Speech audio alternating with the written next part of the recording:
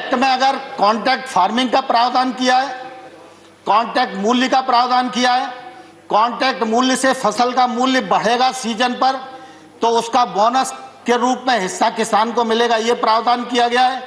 और किसान इस एक्ट से कभी भी बाहर हो सकता है, व्यापारी कभी भी बिना पैसे दिए इस एक्ट से बाहर नहीं हो सकता। और मैं सभापति महोदय आपके माध्यम से कहना चाहता हूं, पंजाब सरकार का कॉन्ट्रैक्ट फार्मिंग एक्ट उठाइए, हरियाणा सरकार का कॉन्ट्रैक्ट फार्मिंग एक्ट उठाइए, और वो तो हुड्डा जी के समय पारित हुआ था। और आज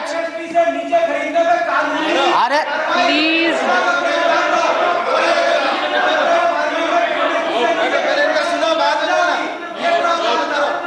excuse me, please, he is not yielding, so please. Dipendra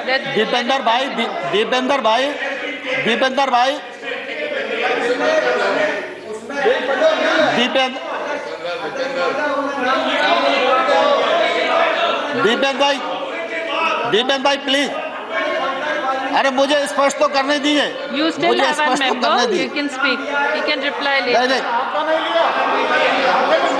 आपका नहीं लिया मैंने।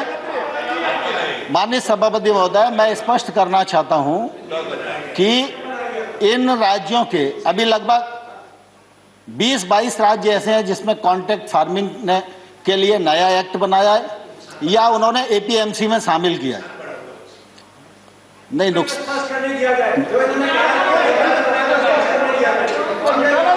We are already very tight on time. Dipendra भाई, and let him finish. You still have a member to speak. He can reply in that. Honorable Minister, please continue.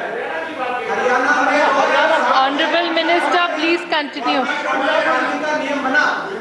Rule 6 में APMC ने amendment हुआ हरियाणा में, मगर उसके साथ-साथ ये प्रावधान बना कि अगर एमएसपी से नीचे कोई प्राइवेट कंपनी अगर कॉन्ट्रैक्ट फार्मिंग में खरीद सकती है तो कानूनी कार्रवाई और सजा होगी। आप सजा का प्रावधान करें। ठीक है देवेंद्र भाई, आपकी बात आ गई, लेकिन मैं कुल देखिए दीपेंद्र जी, सवाल इसका नहीं है कि उस एक्ट में क्या लिखा है, सवाल इसका है कि कॉन्ट्रैक्ट फार्मिंग एक्ट है या नहीं है, और कॉन्ट्रैक्ट फार्मिंग एक्ट कब बना, और उस कॉन्ट्रैक्ट फार्मिंग एक्ट में अगर किसान गलती करेगा तो किसान को जेल जाना पड़ेगा। ये प्रावधान पंजाब के एक्ट में है और ये पंजाब सरकार के एक्ट में है, और जो भारत सरकार ने एक्ट बनाया है उसमें किसान कभी भी बाहर हो सकता है। आप झूठ बोलेंगे तो हम सुनेंगे नहीं। देखिए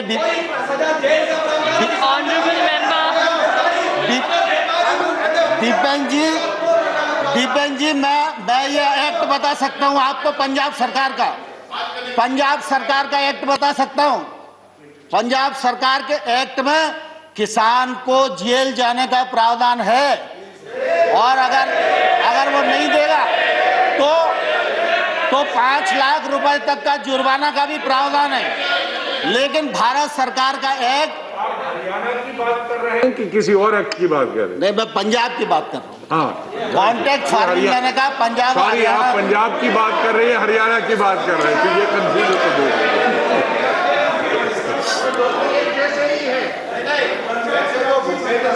ऐसे तो भूपेंद्र सिंह हुड्डा जी की कमेटी की रिपोर्ट थी जिसमें उन्होंने कहा था एपीएमसी को समाप्त करो, उस बात को अगर इनकार करो तो बताओ। So, Honorable Minister, एपीएमसी को समाप्त करो, और ये पंजाब में हुड्डा जी, अब एक बार दीपेंद्र जी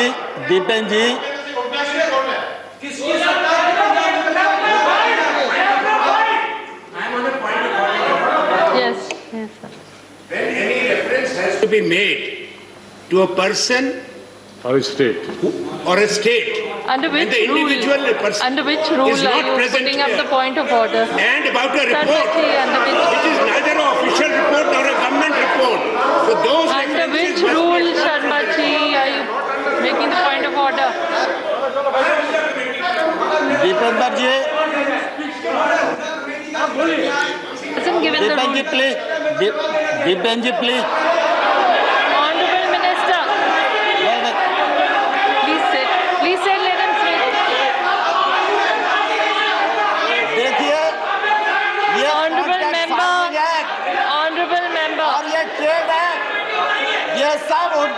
रिकमेंडेशन के कारण आए। कान खोलकर सुन लो, ये हुड्डा कमेटी की रिपोर्ट के कारण आए। और अब जब दोबारा से कृषि पर बहस हो, जब कृषि पर बहस हो, तब आप पढ़ के आना और बहस करना, मैं जवाब दूंगा आपको। Bhupendra Yadav ji has a point of order. Please say under which rule and madam, माननीय सभापति महोदय, Bhupendra Rule Yadav ji. 238, Rule 9 shall not obstruct proceeding his or interrupt and avoid making running commentaries with speeches are being made in the council. उनको जरा restrict करिए। Honorable members, please realize we are very short on time. And let the Honorable Minister finish his speech.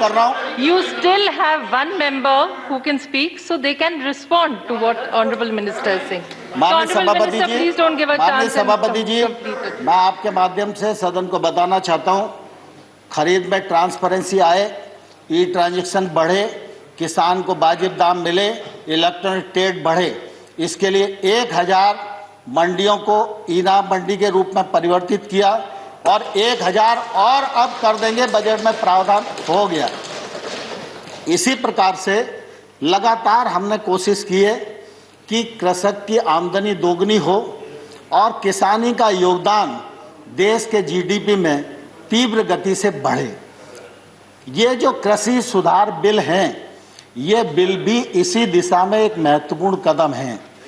मैं आपके माध्यम से सारे सदन को भी और सारे किसान भाइयों को भी ये कहना चाहता हूं कि प्रधानमंत्री नरेंद्र मोदी जी किसानों के लिए समर्पित हैं और रहेंगे। नरेंद्र मोदी जी ने कृषि सुधार बिल जो लेकर आए हैं, वो किसान के जीवन में क्रांतिकारी परिवर्तन लाने वाले हैं, किसान की आमदनी बढ़ाने वाले हैं और देश आगे बढ़े, गांव आगे बढ़े, किसान आगे बढ़े और देश का इकबाल पूरी दुनिया में बुलंद हो, इस उद्देश्य के साथ मोदी सरकार इस देश में काम कर रही है। माननीय सभापति महोदय, बहुत बहुत धन्यवाद। धन्यवाद तोमर जी। इसके बाद Shri Akhilesh Prasad ji. Akhilesh, please sir, please, you have one more member, he can respond. No, please. Sir, you're very senior, we are very short on time. Okay, sir, thank you. No, sir, please. Akhilesh Prasad ji, please start. महोदय, तो 5 minute है। House order में तो हो जाए। Sir, you are very senior, please let your member speak. Akhilesh Prasad ji. महोदय, you have only 5 minutes. कृषि मंत्री जी के भाषण के बाद ऐसे ही पूरा सदन और तनाव में चला गया। एक तरफ किसान परेशान, सीमाओं पर डटे हैं लाखों की संख्या में, और इधर जो भी किसानों के पक्ष में बोलता है, भारतीय जनता पार्टी के लोग और सरकार के तरफ से लोग उनको बोलने नहीं देते हैं।